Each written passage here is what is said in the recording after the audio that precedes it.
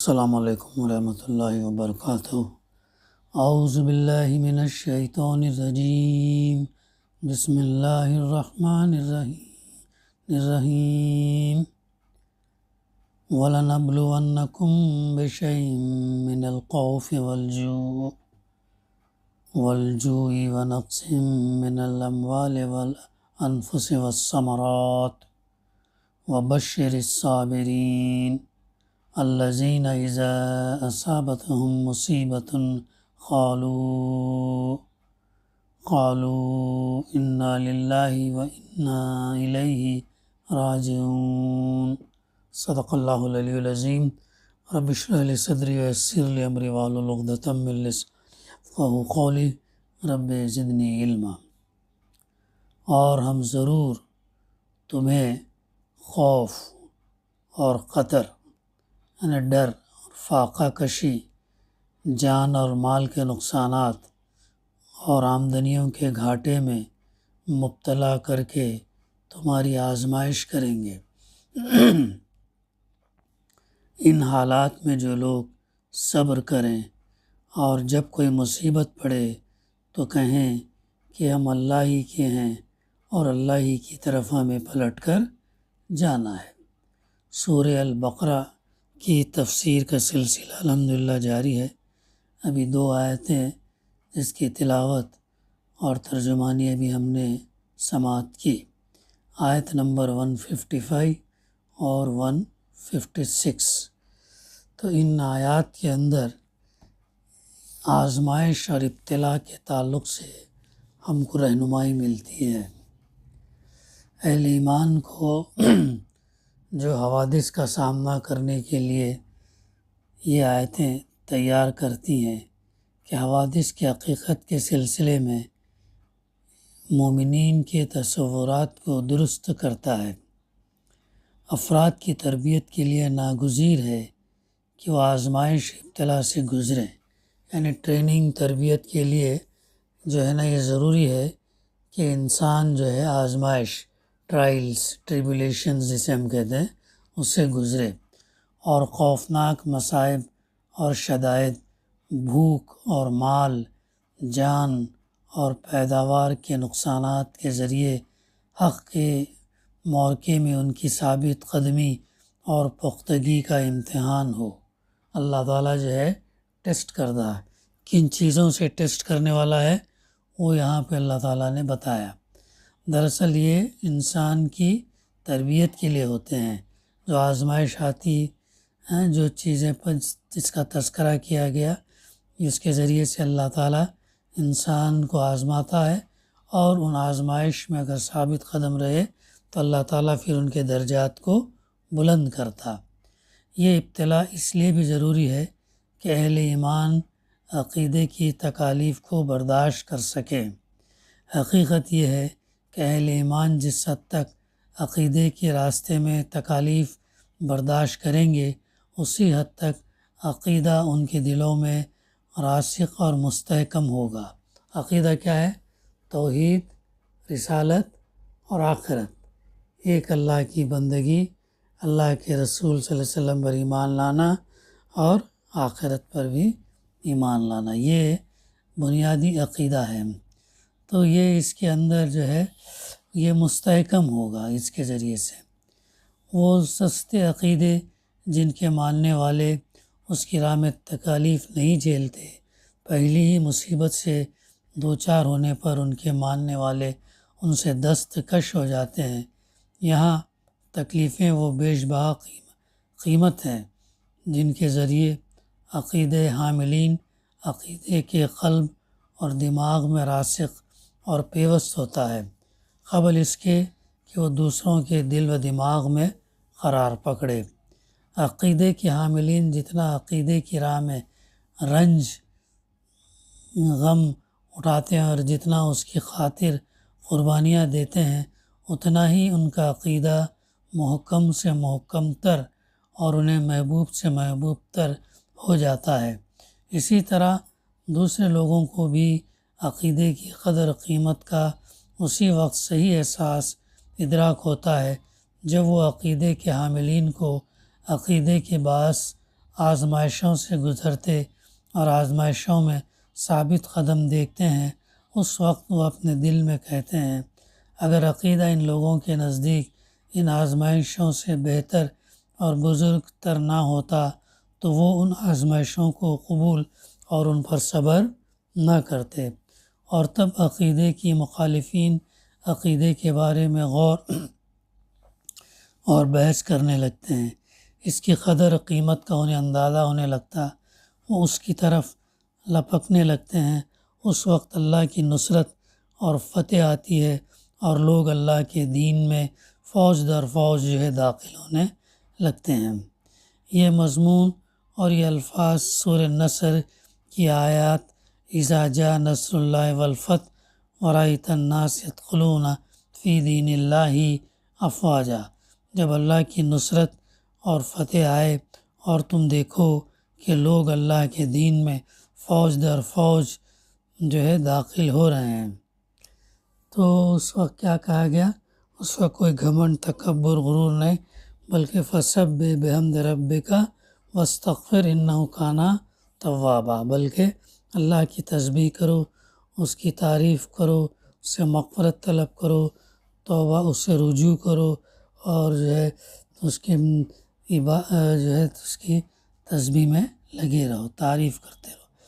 تو یہ جو چیزیں آزمائشیں اس لیے بھی ضروری ہیں کہ ان کے ذریعے عقیدے کے حاملین پختہ اور مستحکم ہوتے ہیں، اور مصائب اور شدائد ہی ہیں جن کے باعث انسان کی پوشیدہ قوتیں اور انسانی وجود میں مجتمع طاقتیں ابھر کر سامنے آتی ہیں، اور دل کے ایسے دریچے باز ہوتے ہیں جن کا علم مومن کو شدائد و مصائب کے ہتھوڑوں کے تحت ہی ہوتا ہے۔ آزمائش آنکھوں پر پڑے پردوں اور دل کے زنگ کو دور کرتی ہے، اور اس لیے آزمائشوں ہی کی فضا میں اقدار، پیمانے اور تصورات درست، دقیق اور مستقیم ہوتے ہیں۔ رجوع اللہ، ان سب امور سے زیادہ اہم یا ان سب کی بنیادی بات اللہ کی طرف رجوع اور اس کی پناہ میں آنا ہے۔ جبکہ تمام سہارے بکھر جاتے ہیں اور ساری موہوم طاقتیں منتشر ہو کر غائب ہو جاتی ہیں، اور دل صرف اللہ کے لیے رہ جاتا، اللہ کے سوا وہ کوئی سہارا نہیں پاتا، صرف اسی لمحے پر دے اٹھتے ہیں، بصیرت کی آنکھیں واہ ہوتی ہیں اور تحت نظر افق روشن ہو جاتا ہے۔ اللہ کے سوا کوئی شے موجود نہیں، اس کی قوت کے سوا کوئی قوت نہیں، اس کی تدبیر کے سوا کسی کی تدبیر نہیں، اس کے ارادے کے سوا کوئی ارادہ نہیں، اس کے سوا کوئی جائے پناہ نہیں، اور تبھی روح اس واحد حقیقت سے جس پر فکر صحیح قائم ہوتی ہے ملاقات کرتی ہے۔ اور قرآن انسان کو اس بلند ترین نقطہ عروج تک لے جاتا ہے۔ وَبَشِّرِ الصَّابِرِينَ الَّذِينَ إِذَا أَصَابَتْهُم مُّصِیبَةٌ قَالُوا إِنَّا لِلَّهِ وَإِنَّا إِلَیْهِ راجعون، اور ان لوگوں کو خوشخبری دو جو ہر حال میں ثابت قدم رہتے ہیں۔ کتنی بڑی خبر ہے، اللہ تعالیٰ ان لوگوں کے لیے کیا کہہ رہا ہے؟ خوشخبری دو جو ہر حال میں استقامت، مستحکم، ثابت قدم رہتے ہیں، ان کے پیر ڈگمگاتے نہیں، مصالحت نہیں کرتے، بلکہ جس موقف پر ہیں اس پر وہ جمے رہتے ہیں استقامت کے ساتھ۔ جب انہیں کوئی مصیبت پہنچتی ہے وہ کہتے ہیں بے شک ہم اللہ کے ہیں اور بلا شبہ ہمیں لوٹ کر اللہ کے پاس ہی جانا ہے۔ یہ ٹرانسلیشن جو ہے انا للہ و انا الیہ راجعون کا ہے۔ انا للہ، بے شک ہم اللہ کے ہیں، ہم سب جو کچھ ہم میں ہے وہ سب، ہمارا پورا وجود اور ہماری پوری شخصیت اللہ کی ہے۔ انا الیہ راجعون، ہر معاملے میں اسی کی طرف پلٹنا ہے، کہیں اور جانا نہیں ہے بلکہ اسی کی طرف پلٹنا ہے، ہر انجام میں اسی کی طرف آنا ہے، اس کے آگے سرفگندگی و خود سپردگی ہے، مطلق سرفگندگی اور خود سپردگی، کامل تسلیم و رضا، جو واحد حقیقت اور صحیح تصور سے رو در رو ملنے اور اس کی پناہ میں آنے سے پیدا ہوتی ہے۔ یہ ہیں صابر و ثابت قدم لوگ جنہیں رسول کریم خدائے بزرگ منعم کی طرف سے خوشخبری سناتا ہے۔ یہ وہ لوگ ہیں جن کے صبر جمیل کی جزا میں خدائے محسن اور بزرگ اپنے یہاں ان کے مقام بلند کا اعلان فرماتا ہے۔ اولئک علیہم صلوات من ربہم ورحمہ واولئک هم المہتدون۔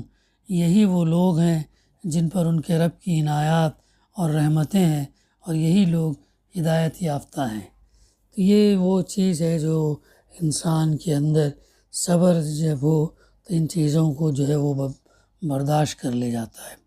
صلوات من ربہم، ان پر ان کے رب کی عنایات ہیں، اللہ انہیں اوپر اٹھاتا اور اپنے نبی کے حصے میں شریک کرتا جس پر وہ اپنی عنایات نازل فرماتا، اور فرشتے اس کے لیے دعائے رحمت جو ہے کرتے ہیں۔ اشارہ اس آیت کی طرف، ان اللہ و ملائکتہ یصلون علی النبی، یعنی بے شک اللہ اور اس کے فرشتے رحمت بھیجتے ہیں نبی پر۔ یصلون صلاۃ سے بنا ہے جس کی جمع صلوات، مذکورہ بال آیت میں صلوات کے معنی رحمت اور عنایت کے بھی ہیں، اور دعائے رحمت اور عنایت کے بھی، اور دعا اور نماز کے بھی ہیں۔ اللہم صلی علی محمد وعلی آل محمد کما صلیت علی ابراہیم وعلی آل ابراہیم انک حمید مجید۔ اللہم بارک علی محمد وعلی آل محمد کما بارکت علی ابراہیم وعلی آل ابراہیم انک حمید مجید۔ یہ ایک بلند اور معزز مقام ہے، اور اللہ تعالیٰ کی رحمتیں اور اللہ کی یہ شہادت کہ یہ لوگ ہدایت یافتہ ہیں، ان میں سے ہر ایک عظیم امر ہے۔